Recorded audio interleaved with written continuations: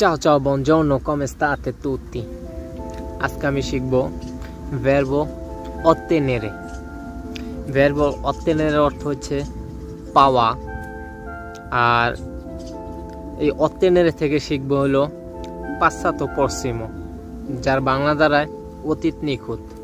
যেমন আমরা যদি বলি যে ottenere অর্থে তো পাওয়া, এখন আমি যদি বলি যে পাইছি, মানে আমরা বলি না পাইছি, পাইছিলাম, ওটা না। আমরা যে বলি না যে আমি পাইছি, তুমি পাইছো, সে পাইছে, আমরা পাইছি, তোমরা পাইছো, মানে পাওয়া হয়ে গেছে, ঠিক আছে, সেটাই। তাই এটা এখন আমি ইতালিয়ানে কনভার্ট করব passato prossimo দিয়া। যেমন io ho ottenuto, আমি পেয়েছি। io ho ottenuto, আমি পেয়েছি। tu hai ottenuto, তুমি পেয়েছো।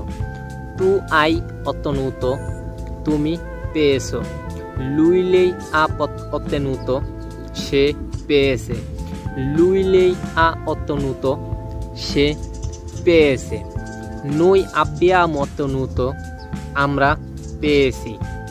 noi abbiamo ottenuto, আমরা পেয়েছি। voi avete ottenuto, তোমরা পেয়েছো। voi avete ottenuto, তোমরা পেয়েছো।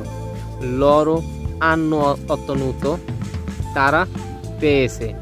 loro hanno ottenuto, তারা পেয়েছে। এখন কি পাইছে, ঠিক আছে, সেটা আমরা এই যে ওয়ার্ডটা যে loro hanno ottenuto, loro hanno ottenuto a soldi বা i soldi, যদি আমরা বলতে যাই যে loro hanno ottenuto i soldi, loro hanno ottenuto i soldi, তাহলে এটা বুঝাবো বাংলায় যে তারা টাকা পাইছে।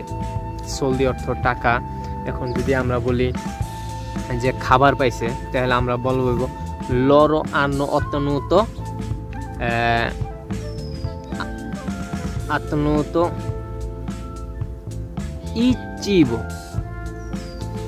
loro hanno ottenuto cibo বা খাবার। চিবো হইছে খাবার। এখন আমরা বলি যে তারা খাবার পাইছে, বা আমি ভাত পাইছি। এখন যদি বলি যে আমি ভাত পাইছি, তাহলে আমি বলতে পারি io ho ottenuto il riso, আমি ভাত পাইছি। এখন আমি যদি বলি যে আমি কাজ পাইছি, তাহলে আমার কিভাবে বলতে হবে io ho ottenuto a lavorare, আমি a lavoro, আমি কাজ পাইছি।